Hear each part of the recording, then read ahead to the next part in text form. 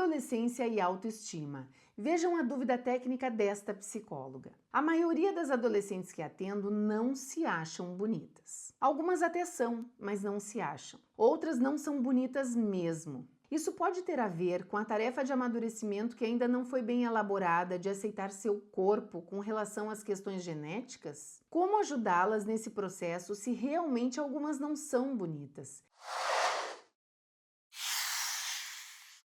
Bom, gente, meu nome é Renata Camargo, sou psicóloga, psicanalista, doutora em adolescência e tenho esse canal especialmente para trazer dicas técnicas para ajudar vocês a atenderem os adolescentes contemporâneos que chegam no consultório de vocês. Então já se inscrevam no canal, ativem o sininho e curtam esse vídeo porque tenho certeza que vai fazer diferença na prática clínica de vocês todas essas dúvidas que eu trago aqui. Bueno, vamos pensar. Para quem atende adolescente, precisa entender que existe um período que é a pré-adolescência, que é um período onde o corpo vai se modificando todinho, certo? O corpo vai crescendo, vai se desenvolvendo, os braços vão crescendo, as pernas vão crescendo, o nariz, a bochecha, enfim, tudo vai crescendo, só que esse crescimento acontece de uma forma desproporcional. O que acontece com a autoestima deles nesse momento? Eles começam a se achar muito feios. Por quê? Porque é um período onde o braço está maior do que a perna, onde o nariz está maior do que a orelha, que a bochecha,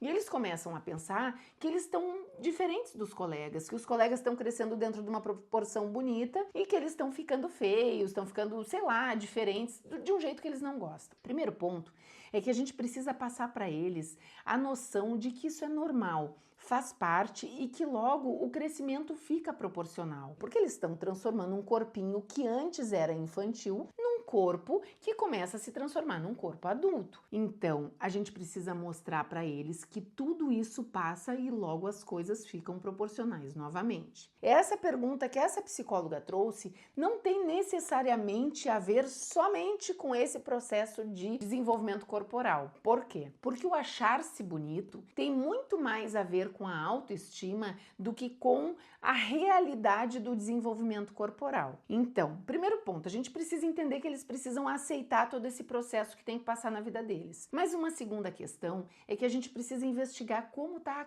crença deles na própria autoestima. Ou seja, como eles desenvolveram essa autoestima. O que é a autoestima? É a autoanálise, a autoestima, como que eles se enxergam e como que eles se veem produtivamente. Se é uma coisa legal, bacana, se eles se acham bonitos, produtivos e inteligentes, ou se eles se enxergam menos espertos do que os outros, se eles se enxergam menos bonitos que os outros. E aí a gente precisa começar a pensar na realidade com eles. Como que se trabalha a construção de uma autoestima? Trabalhando com a verdade, gente. Claro que a gente não vai trazer uma verdade nua e crua de uma forma grosseira para um adolescente, mas a gente precisa jogar com a verdade para que eles consigam, em primeiro lugar, acreditar no adulto que está conversando com eles, seja no pai e na mãe, seja no tio, na tia, no professor, assim como é com as psicólogas. Um adolescente só consegue se entregar para um processo terapêutico se ele consegue confiar na psicóloga dele. E para isso a psicóloga tem que jogar com algumas verdades, não de forma grosseira, mas tem que jogar com verdade.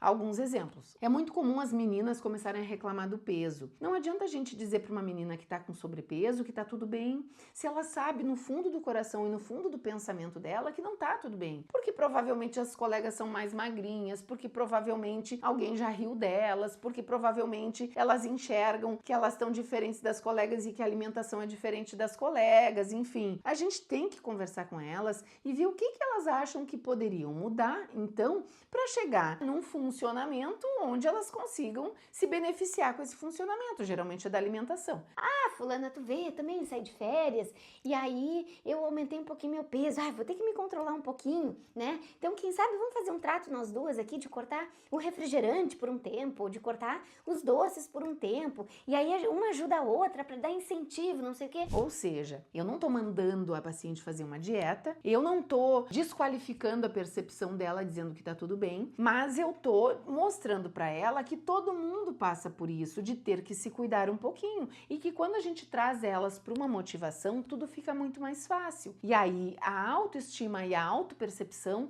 começam a caminhar por uma linha da verdade, elas começam a se enxergar de uma forma mais verdadeira. Então, tá, minha psicóloga disse que vai me ajudar, eu também vou ajudar ela, então tá, daqui a pouco a gente já tá bem de novo e tudo mais, tá. Aí a menina não gosta do cabelo, por exemplo, aí tem um cabelo lindo, comprido, mas acha horrível porque todas as amigas têm cabelo azul, curtinho, com luzes, seja do jeito que for. Aí é muito comum, às vezes em consultório, quando a gente atende adolescente, um adolescente chegar num dia com o cabelo totalmente modificado. Gente, se vocês gostaram, elogiem. Se vocês não gostaram, não elogiem. Óbvio, vocês não vão avacalhar com a pessoa, mas não elogiem. Por quê? Porque se a gente contar uma mentira, se a gente elogiar uma coisa que a gente não acha bonito, eles não vão acreditar na gente quando a gente elogia algo que tá bem, entende? Então, o cabelo que não ficou bonito, não fala nada. Aí o adolescente chega pra ti e pergunta, tá, mas tu não gostou do meu cabelo? Tu nem falou nada? Olha, fulano, assim, eu, Renata, gosto mais como tava antes, entendeu? Mas tá bem, se tu gosta assim, tá tudo certo, é tu que manda, né? Tu que escolhe o que te deixa mais bonito, o que tu gosta mais, enfim. Mas tu já falou pra ele ou pra ela que tu gostava mais de como era antes. Ou seja, quando a mãe dele dizer, tu ficou ridículo porque teu cabelo era muito mais bonito antes, ele já vai saber que a psicóloga também acha isso, mas ela falou de uma forma mais respeitosa. E aí não se desqualifica a percepção deles, porque geralmente quando as coisas não ficam bonitas, eles sabem que não ficou bonito, mas eles tentam negar isso porque eles não têm o que fazer. Pensa, né? Cortou de um cabelo comprido, cortou curto. Não tem o que fazer, tem que deixar crescer. Mas a gente precisa trabalhar com eles que tem saída para as coisas, que o cabelo cresce de novo, mas a gente não pode negar se eles também não gostaram. E a gente não pode ficar adulando quando a coisa não tá legal. Então, de novo, como se trabalha a autoestima? Se trabalha com a verdade. E aí, toda vez que eu mostrar para um adolescente, tu é capaz de passar na prova do vestibular, tu é capaz de estudar, tu é capaz de ir bem nessa prova, tu é capaz de baixar a cabeça e estudar e passar nessa prova de física, por exemplo, que tu tá com nota baixa. Se ele tem uma autoestima boa e uma confiança em termos de vínculos com a pessoa que tá do lado dele, ele vai acreditar e ele vai fazer do jeito que a gente está incentivando ele para fazer. Agora, se ele não acredita na psicóloga, na mãe, na professora, porque todo mundo mente para ele, aí ele pensa que ele nunca vai conseguir nada e a autoestima vai cada vez mais baixando. Então, gente, resumindo tudo que eu tô falando para vocês, para trabalhar com a autoestima de um adolescente, a gente precisa trabalhar com a verdade, com carinho, com afeto e com respeito, mas com a verdade, para trazer esse adolescente para um giro de pensamento onde ele entenda que ele é capaz de buscar a melhor versão dele mesmo. Ok, gente? Então, não esqueçam de ativar o sininho, de se inscrever no canal, porque toda semana trago dicas técnicas como essa. Me comenta aqui se fez sentido para ti. Um beijo e até a próxima!